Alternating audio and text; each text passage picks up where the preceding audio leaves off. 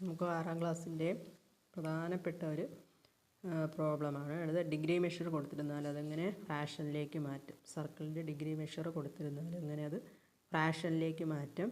അതുപോലെ ഫ്രാക്ഷനിലാണ് സർക്കിളിൻ്റെ മെഷർ കൊടുത്തിട്ടുണ്ടെങ്കിൽ അതെങ്ങനെ ഡിഗ്രി മെഷറിലേക്ക് മാറ്റും. അങ്ങനെ 2 പ്രോബ്ലംസ് വരുന്നുണ്ട് ഫസ്റ്റ് ചാപ്റ്ററിൻ്റെ ലാസ്റ്റിൽ.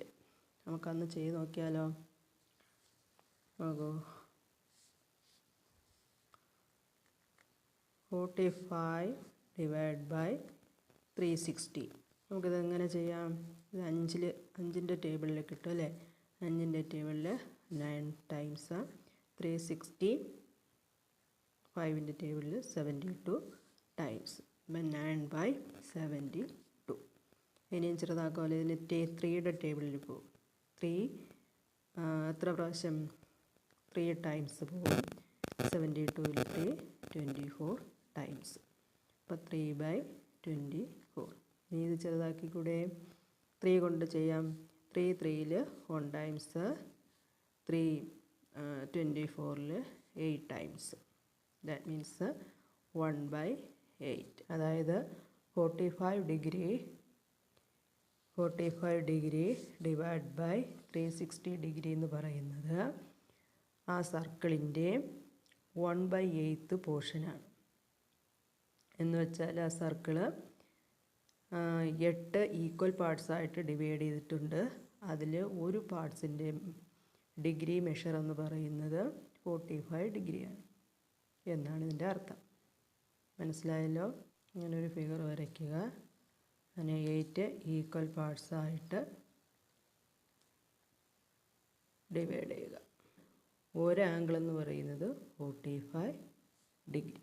ഇതിനെയാണ് നമ്മൾ 1/8 എന്ന് പറയും.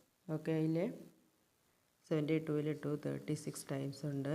72ൽ 2 180 ടൈംസ്. അപ്പോൾ 36 ഡിവൈഡ് ബൈ 180. ഈ 36ൽ 6 കൊണ്ടുപോകും അല്ലേ? 36ൽ 6 ടൈംസ്. 180ൽ 6 30 ടൈംസ്. 6/30.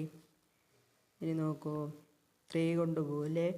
3 6ൽ 2 ടൈംസ്. 3 30ൽ 10 ടൈംസ്. 2/10. അടുത്ത് നോക്കൂ, 2 2ൽ 1 ടൈംസ്.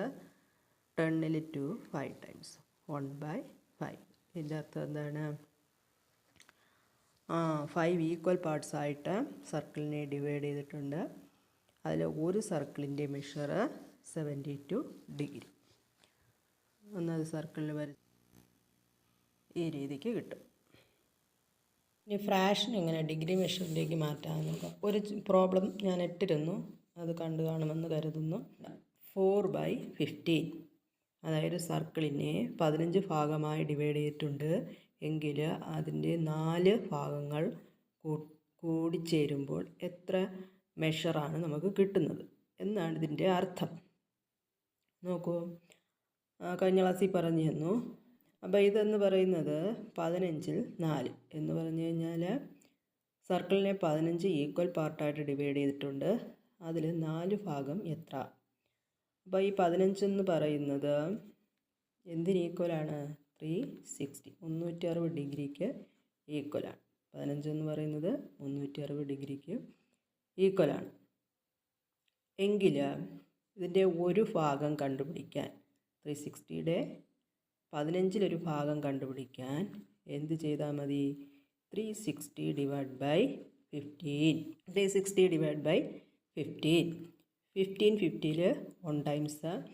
360ൽ 15 അതായത് 15 24 ടൈംസാണ്. അപ്പോൾ 24 divide by 1. That means 24 degree എന്ന് പറഞ്ഞു കഴിഞ്ഞാൽ ഒരു സർക്കിളിനെ 15 ഈക്വൽ പാർട്ടുകളായിട്ട് ഡിവൈഡ് ചെയ്ത് കഴിഞ്ഞാൽ അതിലൊരു ഭാഗം 24 ഡിഗ്രി മെഷറുള്ള ആംഗിളായിരിക്കും എന്നാണ് ഇതിൻ്റെ അർത്ഥം. എങ്കിൽ 4 ഭാഗം, ഒരു ഭാഗം 24 ഡിഗ്രി ആണെങ്കിൽ അതിൻ്റെ 4 ഭാഗം എത്രയാണ്? 24 ഡിഗ്രി ഇൻറ്റു 24 ഡിഗ്രി ഇൻറ്റു 4 അല്ലേ, 24 ഡിഗ്രി 96 ഡിഗ്രി.